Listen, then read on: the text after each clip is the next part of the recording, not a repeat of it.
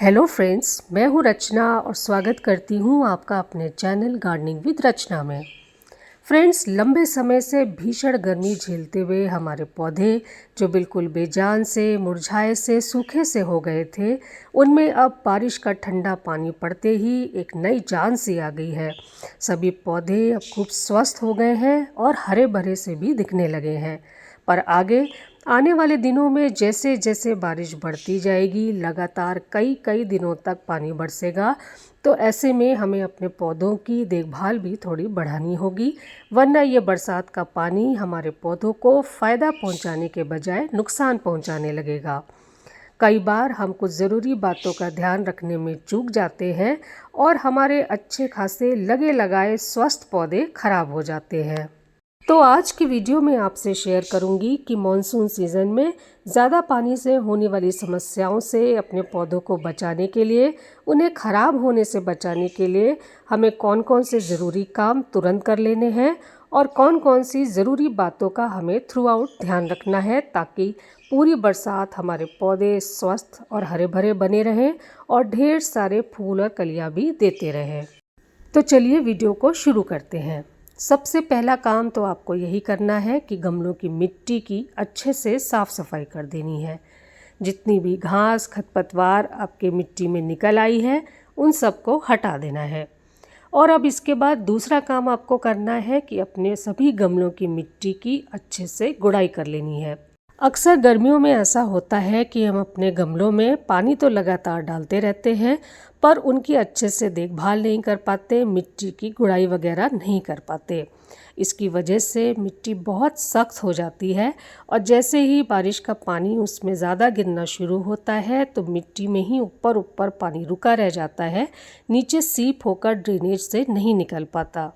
तो ऐसे में गुड़ाई करना बहुत ज़रूरी है। जब आप गुड़ाई कर देंगे तो पानी आराम से नीचे ड्रेनेज होल से निकलता रहेगा, पानी में ओवर वाटरिंग की प्रॉब्लम नहीं होगी और आपके कोई भी पौधे खराब भी नहीं होंगे। अब इसी से जुड़ा जो दूसरा सबसे ज़रूरी काम आपको करना है, वो है कि आपके जितने भी गमले हैं उन सभी के ड्रेनेज होल्स को चेक करना है और ठीक कर लेना है।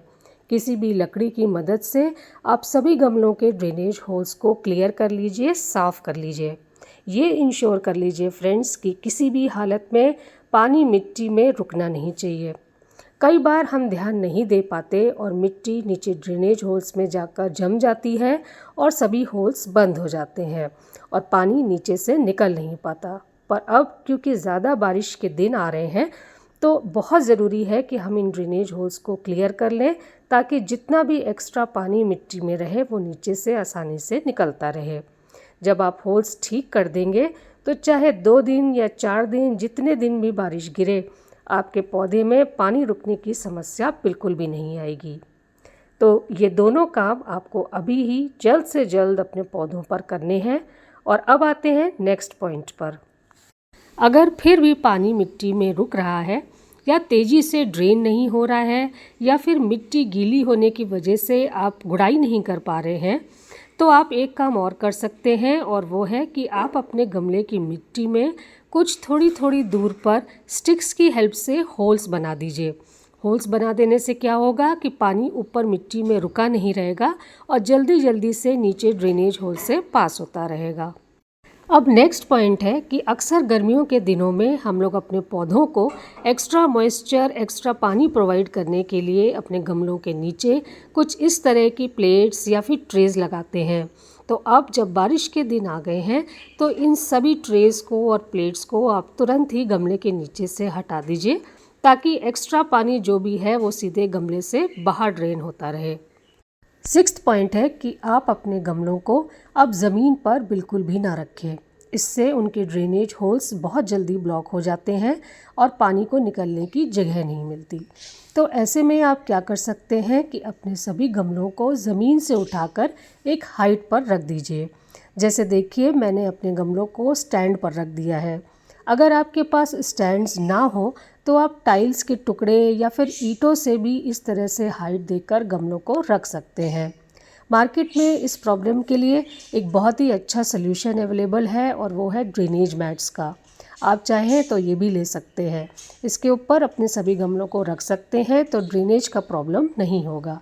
पर अगर आप मार्केट से नहीं लेना चाहते हैं तो बेस्ट है कि फिर आप पुराने स्टैंड्स पर या फिर ईंटों पर ही अपने पौधों को रखें।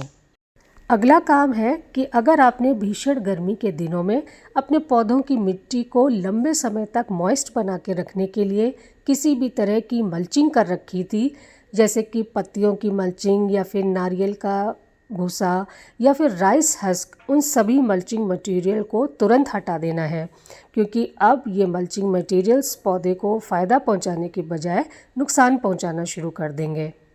अब नेक्स्ट पॉइंट है कि जैसे कि अब हवा में नमी की मात्रा बढ़ने लग गई है और धूप की मात्रा बहुत कम हो गई है, तो ऐसे में पौधों में कीड़े मकोड़े, फंगस और चींटियों का अटैक बहुत ज़्यादा और बहुत तेज़ी से बढ़ जाता है। ये पत्तियों को, फूलों, कलियों को और जड़ों को ख़राब करने लग जाते हैं।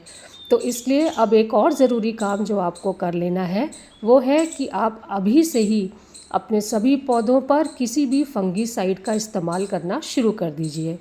चाहे आपके पौधों पर कोई भी कीड़े मकोड़े लगे हों या ना लगे हों, आप प्रिकॉशनरी तौर पर हर 15 दिन में कोई भी फंगीसाइड जो आपके पास हो उसे अपने सभी पौधों की मिट्टी में स्प्रिंकल भी करिए, और जिस दिन मौसम खुला हुआ हो उस दिन अपने पौधों पर स्प्रे भी करिए। इससे आपके पौधे काफ़ी हद तक बीमारियों से बचे रहेंगे, खराब नहीं होंगे।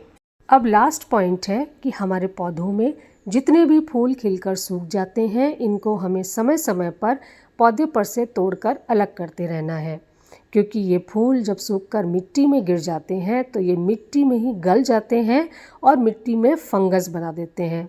कई बार ये फंगस जड़ों तक पहुंच जाती है और जिसकी वजह से पूरा का पूरा पौधा भी खराब हो सकता है।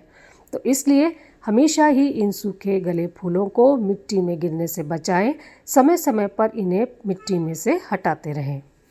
तो फ्रेंड्स, ये थे कुछ बहुत ज़रूरी काम जो कि आपको अभी से अपने पौधों पे कर लेने हैं, ताकि आने वाले दिनों में बारिश से आपके पौधे ख़राब ना हो, खूब हरे भरे स्वस्थ बने रहें और ढेर सारी फ्लावरिंग भी करते रहें। तो उम्मीद करती हूँ फ्रेंड्स आपको मेरा ये आज का वीडियो पसंद आया होगा। अगर पसंद आया तो काइंडली मुझे लाइक करें, और अगर आप मेरे इस चैनल पर नए हैं तो काइंडली मुझे सब्सक्राइब करें। Okay friends, thank you.